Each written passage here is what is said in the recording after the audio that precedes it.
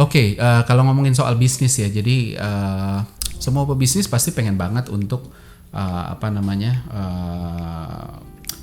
untuk bikin konsumen itu dalam tanda kutip bergantung sama produk. Aduh, gue pengen banget deh beli produk lo lagi dan lain sebagainya, kan pengennya kayak gitu ya. Tapi dan untuk melakukan itu, ya kita perlu ngerti bagaimana konsumen bisa dibawa ke sana ya. Walaupun sesi kali ini apa namanya, saya mau ngebawanya dari sisi etika juga harus dikonsider. Jadi saya akan jelasin bagaimana sih kecanduan, adiksi itu terjadi gitu ya.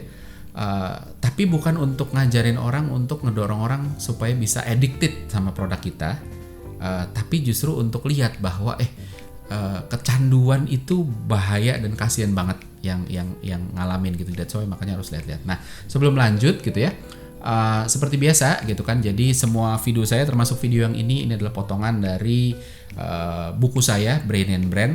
Itu buku tentang behavioral science, terutama untuk bisnis, untuk brand segala macam. Jadi kalau mau tahu bisa didapetin di Tokopedia, Shopee, linknya ada di bawah, ada di caption dan lain sebagainya. Oke. Nah, apa namanya, kalau ngomongin soal etika dalam membuat orang kecanduan gitu ya, ya banyak produknya, banyak mulai dari produk rokok, produk kopi gitu ya. Orang yang perokok itu bahkan ada yang aduh kasihan banget ya, ekonominya pas-pasan gitu ya, tapi duluan beli rokok dibanding misalnya ngirim anaknya ke kursus bimbingan belajar misalnya gitu ya. Kopi juga sama gitu ya, banyak yang aduh gue kalau nggak ngopi itu pusing, lemes, ngantuk sih udah pasti ya gitu ya, sakit kepala dan sebagainya. Jadi apa namanya, di sini kita butuh untuk ini loh, bisa kayak gitu ya. Tapi kita harus ngerti sebenarnya adiksi ini atau kecanduan ini terjadinya gimana gitu. Jadi ini nggak ilmu marketing banget, ini neuroscience gitu ya, tapi neuromarketing. Tapi kalau kita sebagai orang marketing yang selalu punya birahi untuk membuat orang kecanduan sama produk kita, nih lihat deh, prosesnya tuh begini gitu ya, bukan untuk diikutin tapi untuk lu hati-hati kalau lu bikin anak orang kecanduan sampai ke level ini, itu jahatnya ampun-ampunan ya. Oke. Nah, kita ngomongin soal zat-zat yang bikin orang kecanduan. Yang pertama kafein. Kafein ini macam-macam, ada kopi, teh, cola, energy drink, coklat gitu ya. Dia biasanya kerja di saraf otonom, bikin kita lebih aroused, lebih waspada, lebih exciting gitu ya. Makanya abis itu rasanya lebih segar, lebih gue sih alert nih, ayo deh gue apaan aja yuk gue adepin gitu ya. Biasanya kayak gitu. Nah, tapi kalau kebanyakan sebenarnya jadi gampang tersinggung. Karena apa? Karena tadi bikin kita lebih aroused, lebih bersemangat, sehingga kalau dosisnya kelebihan, dosis kafeinnya lagi tinggi, kita lebih gampang tersinggung, lebih gampang marah gitu kan, karena ya itu tadi terlalu aroused gitu. Makanya kalau lagi under pressure, kalau kerjaan lagi banyak, jangan banyak minum kopi, jadi lebih sensitif, jadi lebih gampang marah dan sebagainya gitu ya. Nah, cara kerjanya sebenarnya gimana? Nah, pertama ada zat yang namanya adenosin. Adenosin ini dikeluarkan oleh otak, terus habis itu dikirimkan ke reseptor-reseptor gitu ya. Apa namanya? Nah, ketika adenosin ini masuk ke reseptornya adenosin, maka tubuh akan menangkap pesan bahwa ini butuh ini butuh istirahat gitu. Karena adenosin ini dikeluarkan ketika kita beraktivitas gitu. Jadi semakin kita lama beraktivitas, adenosinnya keluar dan habis itu lebih banyak lagi. Artinya bahwa ini mekanisme tubuh, mekanisme otak untuk kasih tahu bahwa lu butuh istirahat gitu ya. Nah, kafein ini secara struktur ini mirip banget sama adenosin, tapi dia bukan adenosin. Jadi begitu kafein masuk, reseptor-reseptor yang harusnya menangkap adenosin, dia menangkap kafein, ditutup sehingga adenosin nggak bisa masuk gitu, karena strukturnya cocok gitu ya. Nah, ketika strukturnya cocok, tapi masalahnya karena itu bukan adenosin, sehingga walaupun reseptornya keisi, si reseptor ini nggak akan dapat message-nya bahwa lu tuh ngantuk, lu butuh istirahat dan lain sebagainya. Itunya nggak. Kalau adenosin yang nempel, badan kita akan bilang bahwa gue butuh tidur gitu ya. Nah, jadi cara kerjanya sebenarnya kayak gitu kan. Ini juga mekanisme ya anyway. Jadi bayangin bahayanya ketergantungan sama ini, artinya kita nabrak atau kita nyadap mekanisme tubuh untuk elemen tubuh untuk ngasih tau bahwa lu butuh istirahat, lu butuh tidur, terus dihantam dengan ini, terus habis itu akhirnya ya kita lebih bersemangat, lebih punya energi dan lain sebagainya. Nah, makin tinggi dosisnya gitu ya, makin kuat dorongan untuk gue lebih seger lagi, dan makin berat juga kalau nggak dipenuhi gitu. Jadi lama-lama tuh naik terus gitu kan. Reseptor ini juga ada di jantung dan di ginjal. Jadi ketika ada di jantung, jantung akan, ya karena harusnya kan jantung beristirahat ya, ketika reseptor di jantung itu nangkep adenosin, jantung akan yaudah kita beristirahat, slowing down. Kalau di ginjal, yaudah beristirahat, jangan buang urin dulu, jangan kerja terlalu keras. Tapi ketika diisi oleh kafein, jantung akan terus bekerja keras gitu ya. Ginjal pun akan terus keluarin, cuci terus, habis itu buang urinnya. Jadi dua organ ini bekerja lebih keras, kurang lebih begitu. Jadi kita juga lebih punya energi. Nah, bayangin, jadi mekanismenya itu memang nabrak atau membajak mekanisme alami gitu kan. Nah, tapi walaupun begitu cara kerjanya, banyak yang berpikir bahwa itu nggak bikin kecanduan kok dan lain sebagainya gitu. Jadi ya udahlah.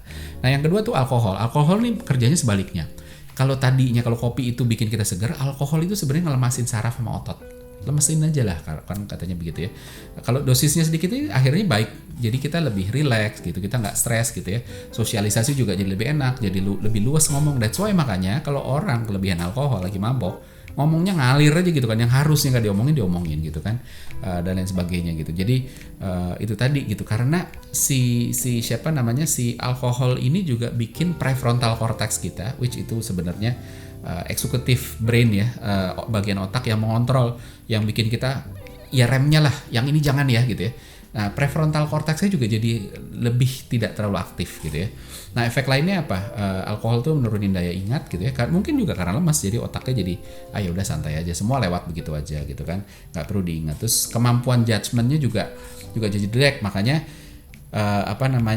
orang kalau lagi nyetir terus habis lagi mabok nyetir gitu ya, itu mereka pede, gue bisa, orang sehari-hari gue nyetir mabok enggak, ini baik-baik aja gitu loh.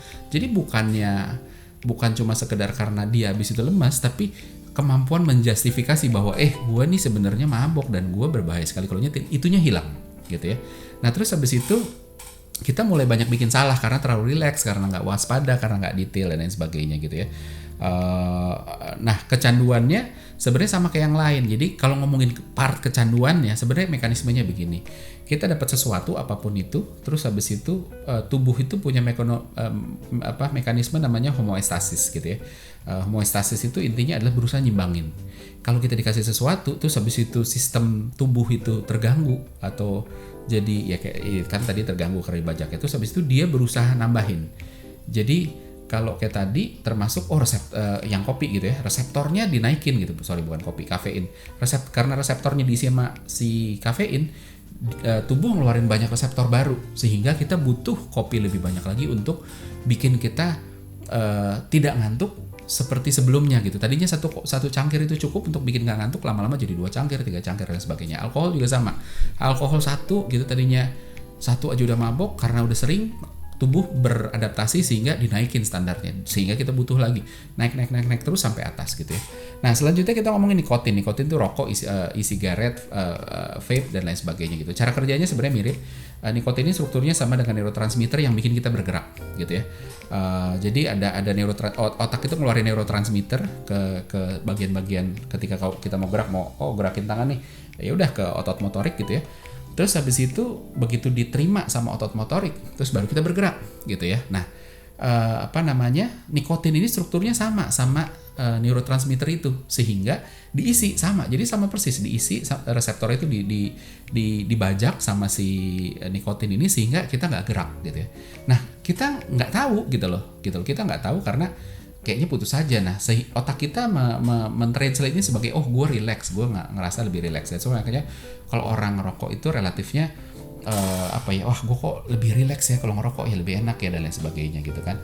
Nah, masalahnya adalah begitu asupan ini stop, kita awalnya ngerasa capek gitu karena neurotransmitternya jadi lebih aktif. Tadinya di tengah jalan hilang begitu aja, nggak bisa ditangkap, terus habis itu jadi ketangkap gitu kan. Terus habis itu tapi akhirnya lama-lama kita ngerasa bahwa kita punya energi gitu. Kenapa? Karena ya kita jadi bisa bergerak. Tadinya mau gerak itu otak udah ngirim sinyal gerak yuk gitu ya, terus dibajak, terus nggak keterima sehingga kita nggak gerak. Sekarang jadi gerak gitu ya. Walaupun jadi bisa jadi gampang marah gitu kan, karena udah nggak relax lagi. Tadinya kan relax, sekarang jadi lebih gampang marah gitu kan. Tapi juga lebih gampang senang gitu ya. Nah jadi kecanduan ini terjadi ketika otak mulai nambah neurotransmitter karena diblok gitu ya. Jadi ya sama kayak yang saya bilang, naik terus habis naik. Nah nextnya ini yang bahaya gitu kan, kita ngomongin narkoba, prinsipnya sama gitu ya. Ada beberapa, morfin sama heroin ini strukturnya sama dengan hormon painkiller, cara kerjanya sama, dia nempelin ke reseptor untuk painkiller sehingga kita nggak ngerasa sakit gitu ya. Terus marijuana, ganja, cannabis gitu ya, cara kerjanya ini sama kayak morfin sama heroin juga gitu ya. Tapi neurotransmitter yang di copy atau dibajak sama dia adalah antidepresan yang kelasnya sedang. That's why makanya kita jadi lebih happy. Kalau orang ngeganja tuh kan happy, cengangas cengenges, nggak ada apa-apa, cengangas cengenges aja, pokoknya happy terus gitu ya. Depresinya ditekan gitu ya, gitu. Walaupun long term efeknya itu jadi halusinasi, jadi schizophrenia, karena abis itu muncul gambaran-gambaran yang sebenarnya tidak ada gitu. Terus ada lagi amfetamin gitu kan. Amfetamin ini prinsipnya juga sama gitu ya, tapi neurotransmitter yang diganti ini tuh dopamin sama noradrenalin gitu ya. Dopamin itu kan sebenarnya berhubungan dengan willpower, sesuatu yang bikin kita gue mau deh gitu kan, yuk kita lakuin ini yuk gitu kan, energi, excitement gitu. Noradrenalin ini arousal gitu. Nah kombinasi dua itu luar biasa. That's why makanya kalau orang pakai amfetamin ini cenderung semangatnya tinggi, nggak capek-capek gitu ya. Tapi begitu efeknya hilang, jadi curigaan, jadi sensitif gitu dan lain sebagainya gitu ya. Terus habis itu ada LSD. LSD ini gantinya, yang digantiin adalah neurotransmitter serotonin. Serotonin ini sebenarnya mood regulation gitu ya. Gitu. Jadi mood kita jadi positif mulu kalau pakai LSD, tapi begitu hilang moodnya jadi berantakan, ya ampun-ampunan gitu ya. Nah terus terakhir kalau di kategori narkoba itu kokain gitu kan. Ini dia bekerjanya di reward pathway. Ini sebenarnya paling berbahaya dari semua narkoba, paling berbahaya itu kokain. Kenapa? Karena kalau yang lain itu cuma dia secara struktur sama neurotransmitter, terus dia mengganjal si reseptor yang harusnya nangkep neurotransmitter yang benar, sehingga neurotransmitter yang benar itu nggak punya rumah, sehingga nggak ada gunanya. Ya udah dibajak aja gitu ya. Kalau kokain ini nggak. Kokain itu gini. Kokain itu kerjanya di reward pathway, artinya di otak tuh di bagian kesenangan lah gitu ya. Bagian yang bikin kita senang. Nah, ketika kita senang, ada hormon yang dikeluarin, yang terus habis itu disemprotin gitu ya, terus habis itu ditarik lagi, disedot lagi, terus disemprot lagi, ditarik lagi, sehingga kita senang, tapi senangnya tuh bisa dikontrol. Kalau disemprot terus habis itu nggak ditarik lagi, wah itu senangnya bisa luar biasa. Nah, kokain ini tugasnya adalah dia nyemprot mekanisme tubuhnya nyemprot, tapi terus habis itu dia bisa bikin supaya ini tidak diserap lagi, sehingga bayangin efeknya luar biasa. Wah seneng banget, enak banget, fly dan lain sebagainya gitu kan. Jadi berbahaya banget gitu ya. Nah itu zat-zat adiktif ya, bayangin. Nah secara konsep sebenarnya produk atau apapun kesenangannya, kita mau suka, mohon maaf, porno gitu, ketagihan sama porno, ketagihan sama produk tertentu, mau ketagihan sama gula gitu ya, karena kita minuman-minuman manis gitu ya, itu secara konsep mirip-mirip gitu ya. Jadi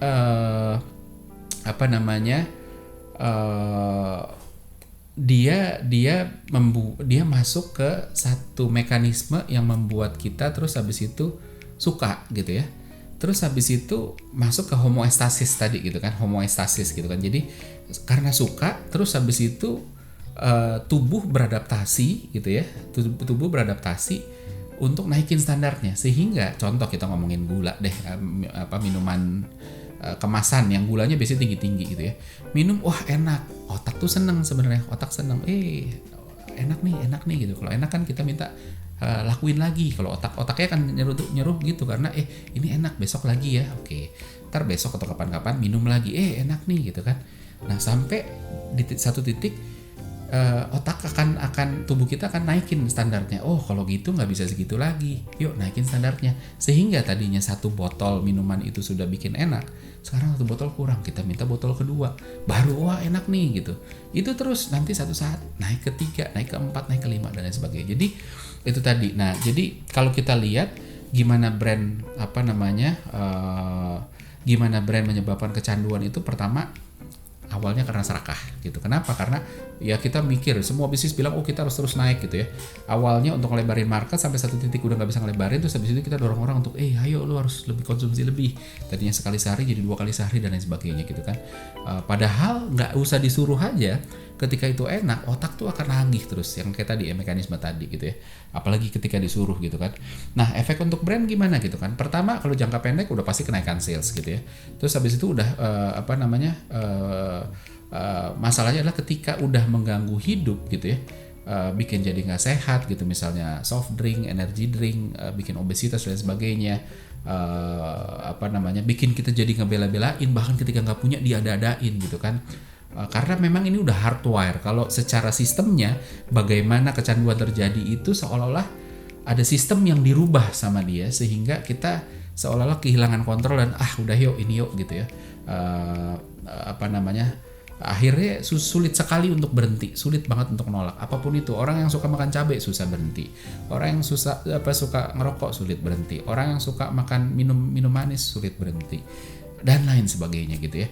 Jadi emang susah banget gitu kan, dan akhirnya kita sampai satu titik begitu udah ngeganggu hidup, kita mulai akan mikir wah ini ngeganggu hidup gue nih, dan gue nggak bisa kontrol sayangnya gitu kan. Gue nggak bisa kontrol, jadi orang mulai menghindar gitu karena mulai antipati. Itu akhirnya dia menghindar. Ada namanya ostrich effect. Ostrich effect tuh kayak burung onta yang kepalanya ditanam gitu ya.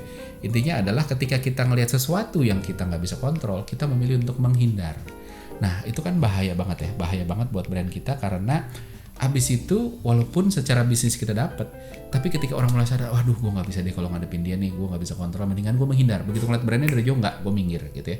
Itu bahaya. Dan contohnya udah banyakan kejadian. Contoh kartu kredit. Kartu kredit itu kan enaknya waktu pakai tuh enak banget ya, nggak ngerasa bayar. Begitu tagihan datang, waduh gede. Terus dikasih pleasure lagi, bayarnya nggak usah full, bisa sebagian, ya udah kita bayar sebagian. Terus pakai lagi, balik lagi gede lagi, loh kok gede lagi gitu kan, padahal gua kan kemarin udah bayar walaupun baru sebagian gitu kan. Ya udah bayar begitu, muter-muter gitu sampai akhirnya uang habis gitu ya. Kerja gaji cuma buat bayar kartu kredit. Terus orang habis itu sadar, waduh gue nggak punya kontrol nih, gue nggak bisa kontrol, kok gue mau gesek terus dan sebagainya. Akhirnya orang untuk memilih ditutup, dan begitu tawarin kredit, nggak deh kan. Itu bahaya. Terus kedua, idola yang fanatik gitu kan. Begitu apapun bandnya ataupun apapun artisnya, ketika kita udah fanatik gitu kan, dibela-belain sampai utang-utang nonton konser, beli merchandise-nya dan lain sebagainya. Game juga sama, nggak bisa berhenti, kehilangan kontrol gitu kan. Orang-orang jadi sebel. Terus habis itu yang pakai pun juga mulai hati-hati. Aduh, gue kalau udah mulai main game itu kok gue nggak bisa berhenti ya, makanya aduh deh gue nggak deh, yang lain dulu deh nanti gitu kan. Belum lagi nanti efeknya ke kesehatan dan sebagainya. So sarannya adalah lepas dari efek buruk ke brand gitu ya, ada etika yang kita harus jagain. Nah saya mau mengapresiasi ada beberapa brand yang mengambil tanggung jawab untuk kasih reminder setidaknya supaya orang sadar bahwa gue bisa udah sampai ke level kecanduan nih. Contoh siapa? Satu ya, bahkan sebelum sampai kecanduannya. Satu Xbox gitu ya. Saya nggak tahu PlayStation punya apa nggak karena saya nggak pakai, tapi saya pakai Xbox. Xbox itu punya reminder kalau main udah lama, kamu udah main sekian lama nih, nggak mau istirahat dulu gitu. Jadi di ini BMW juga sama gitu ya. Yang lain Mercy kayaknya juga sama ya. Ketika kita nyetir udah lama gitu ya, terus habis itu keluar warning gitu kan, lu udah nyetir sekian lama nih, lu nggak mau istirahat dulu. Jadi ada remindernya. Bank juga sama. Limit pemakaian harian itu sebenarnya diperuntukkan untuk kasih waktu supaya otak rasional bisa masuk dulu dan ambil keputusan. Kayaknya gue pakainya udah kebanyakan ya gitu, makanya dibatesin gitu. Jadi baru besok lagi baru bisa. Sebenarnya itu mekanisme untuk itu. Nah, jadi balik lagi ke pertanyaan awal gitu kan. Bikin orang kecanduan sama produk kita secara bisnis selalu keren, selalu wah itu impian semua orang gitu ya.